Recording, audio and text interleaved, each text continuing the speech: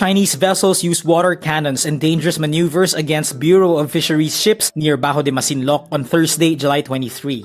It's the nature of the beast, prosecutors educate Senator Judge Robin Padilla after he criticized them for being one-sided. Vice President Sara Duterte asks the Senate to shoulder the food expenses of her defense lawyers in her impeachment trial. A senior Bangko Sentral official criticizes decades-old bank secrecy laws. And U.S. intelligence analysts suspect Russia of providing targeting information to Iran after precise drone attacks on CIA facilities in the Gulf.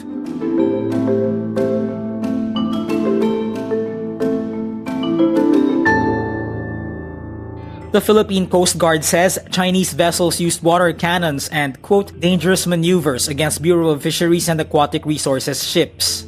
This during a mission close to Bajo de Masinloc in the West Philippine Sea. The Philippines reports no injuries or damage from the incident.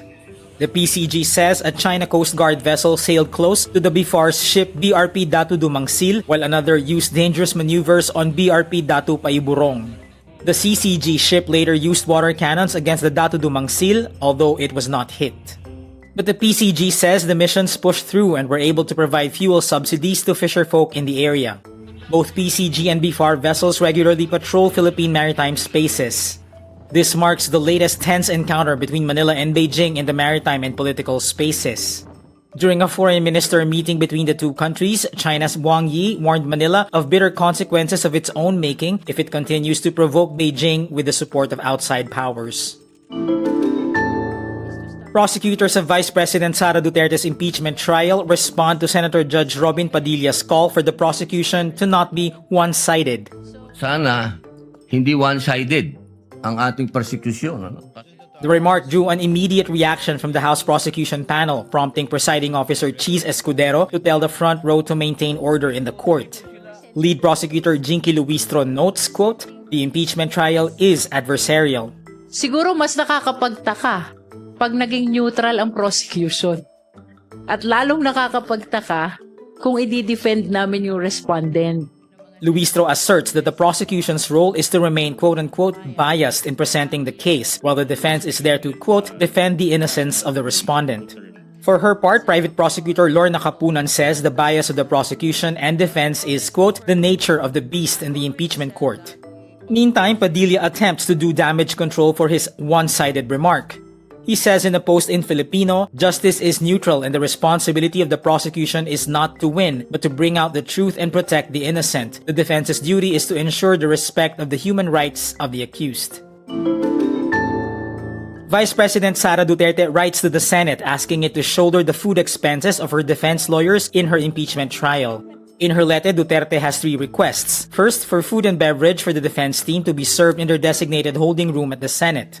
Next, the food and beverage shall be sourced and prepared by the Office of the Vice President's accredited caterer due to security concerns.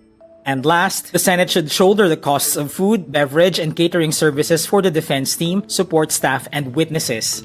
But Senate President Win Gatchalian rejects her request, saying we cannot afford it. He says the Senate's expenses are also expected to increase because it has to rent space at the Philippine International Convention Center for the upcoming budget deliberations and committee hearings. On the other hand, the House, whose members serve as prosecutors in the trial, pays for the operating expenses of the prosecution panel.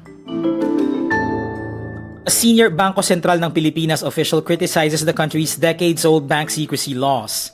This after the House prosecution failed to examine Vice President Sara Duterte's foreign currency deposits, cutting off attempts to follow her money trail. Foreign currency deposits remain beyond reach even in impeachment cases. BSP Deputy Governor Elmer Capules says bank secrecy laws have frustrated investigators for decades as foreign currency deposit accounts cannot be opened by courts. He says Wednesday, July 22, we are talking of bank secrecy being used to hide illegal activities.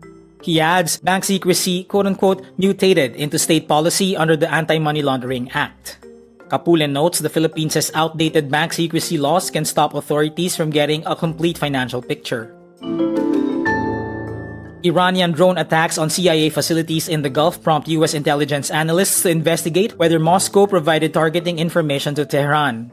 In an exclusive Reuters report, 4 people familiar with U.S. intelligence cite the strike's precision, as well as Russia's broader technical support for Iran as possible evidence. An internal memo from a Western intelligence agency also concludes Russia likely played a role in targeting regional CIA facilities.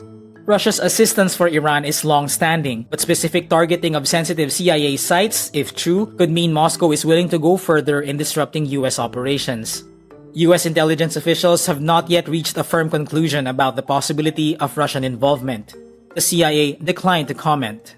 Iran's mission to the UN, the Russian Defense Ministry, and the Saudi government did not respond to Reuters' requests for comment.